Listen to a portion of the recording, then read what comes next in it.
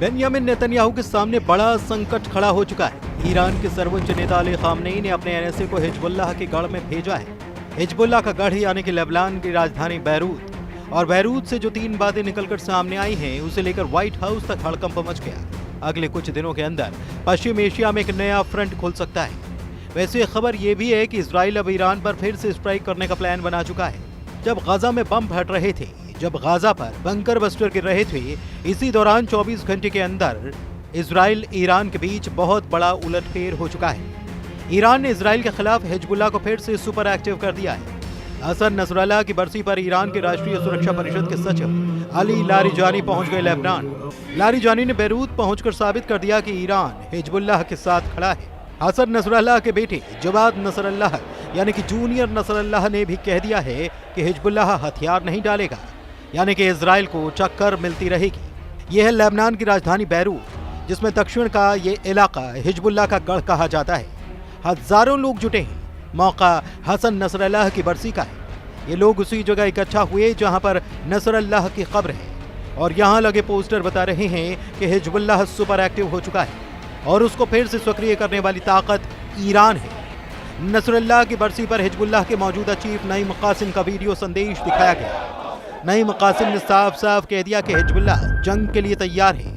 जहां पर नईम कासिम का भाषण चल रहा था, वहां आसपास लगाए गए पोस्टर्स में ईरान के सर्वोच्च नेता अली खामनेई की तस्वीर थी, और साथ में कई जगह हसन नसरल्लाह की तस्वीरें लगाई गई। ये वीडियो देखकर नेतन्याहू की फिक्र बढ़ जाएगी, क्योंकि नईम कासिम ने कह दिया है कि हिजबुल्लाह के लड़ाके हथियार नहीं डालेंगे। इस युद्ध में वो कुर्बानी देने से पीछे नहीं हटेंगे। नईम कासिम ने जो बात कही, उसके पीछे ईरान से मिलने वाला इशारा भी है। हसन नसरल्लाह की बरसी पर ईरान के राष्ट्रीय सुरक्षा परिषद के सचिव अली लारिजानी का होना एक बहुत बड़ा मैसेज है। मैसेज ये कि हिजबुल्लाह खत्म नहीं हुआ, हिजबुल्लाह जिंदा है, हिजबुल्लाह लड़ता रहेगा, और ये तीनों बातें सबसे ज्यादा इजराइल को तनाव देंगी। ईरान इस बात की गारंटी दे रहा है। बैरूत में ड्रोन वीडियो बनाकर हिजबुल्लाह ने अपनी ताकत दिखाई है। अब से पहले हिजबुल्लाह को खत्म माना जा रहा था। हिजबुल्लाह पर हथियार डालने यानी कि सरेंडर का दबाव बनाया जा रहा था, लेकिन नसरल्लाह की बरसी पर हिजबुल्लाह ने बता दिया कि उसका युद्ध खत्म नहीं हुआ। हिजबुल्लाह को लेकर सबसे चौंकाने वाली खबर तो कुछ और है। एक तरह से इजराइल के खिलाफ एक नया चक्रव्यूह बनते हुए नजर आ रहा है। हिजबुल्लाह चीफ नईम कासिम ने कहा कि वो सऊदी अरब से बेहतर संबंध चाहते हैं। नईम कासिम यानी कि हिजबुल्लाह के सऊदी अरब से संबंध सामान्य होते हैं, तो इससे इजराइल के खिलाफ एक बड़ा चक्रव्यूह बनते हुए देखा जा सकता है। ईरान में राष्ट्रीय सुरक्षा परिषद के सचिव अली लारिजानी ने भी कहा कि सऊदी अरब एक मित्र देश है, और वो हिजबुल्लाह की सऊदी अरब से बातचीत की पेशकश का स्वागत करते हैं। अब सवाल यह है कि क्या इजराइल के खिलाफ ईरान, हिजबुल्लाह और सऊदी अरब एक प्लेटफॉर्म पर आ सकते हैं? 19 सितंबर को नईम कासिम ने सऊदी अरब के क्राउन प्रिंस मोहम्मद बिन सलमान को बड़ा मैसेज दिया था। नईम कासिम ने कहा था कि वो सऊदी अरब के साथ नया रिश्ता कायम करना चाहते हैं, बातचीत चाहते हैं, ताकि दोनों पक्षों के बीच जो दिक्कतें रही हैं उन्हें दूर किया जा सके। सऊदी अरब के लिए हिजबुल्लाह का मैसेज अरब मीडिया में छाया रहा, क्योंकि हिजबुल्लाह चाहता है कि इजराइल के खिलाफ अब सऊदी अरब उसके साथ खड़े हो जाए। कतर से लेकर तुर्की और बाकी अरब देशों से लेकर इजराइल तक हर जगह यह खबर छाई रही। गजा में इजराइल की बमबारी, 66,000 लोगों की मौत और 700 दिनों से ज्यादा चली आ रही जंग को लेकर पश्चिम एशिया में बहुत कुछ बदल चुका है। हिजबुल्लाह को लेकर अरब देशों का नजरिया भी बदला है, क्योंकि इजराइल से लगने वाली सीमाओं में सिर्फ लेबनान का हिजबुल्लाह ही रहा है जिसने इजराइल को टक्कर दी। लेकिन ये टक्कर भी हसन नसरल्लाह की मौत के बाद से कमजोर पड़ी है। हालांकि अब बैरूत में इकट्ठा हुई हजारों की ये भीड़ बता रही है कि हिजबुल्लाह फिर से खड़ा हो रहा है। ठीक 1 साल पहले 27 सितंबर 2024 को लेबनान की राजधानी बैरूत पर इजराइल का हमला हुआ था। इतने धमाके हुए कि हिजबुल्लाह की लीडरशिप को 100 मीटर गहरे बंकर में पूरी तरह से खत्म कर डाला। इजराइल ने 1 साल पहले हिजबुल्लाह चीफ हसन नसरल्लाह को मार डाला था। तब हिजबुल्लाह कमजोर जरूर हुआ, क्योंकि उसकी लीडरशिप पर बार बार हमले हुए। अब 27 सितंबर 2024 को याद करने के लिए बैरूत में हजारों लोग इकट्ठा हुए। पोस्टर्स में हिजबुल्लाह के उन तमाम कमांडर्स की तस्वीर है जिनको इजराइल ने लगातार हुए हमलों में खत्म कर दिया। इसमें कोई शक नहीं कि लेबनान में इजराइल का दायरा बढ़ा है।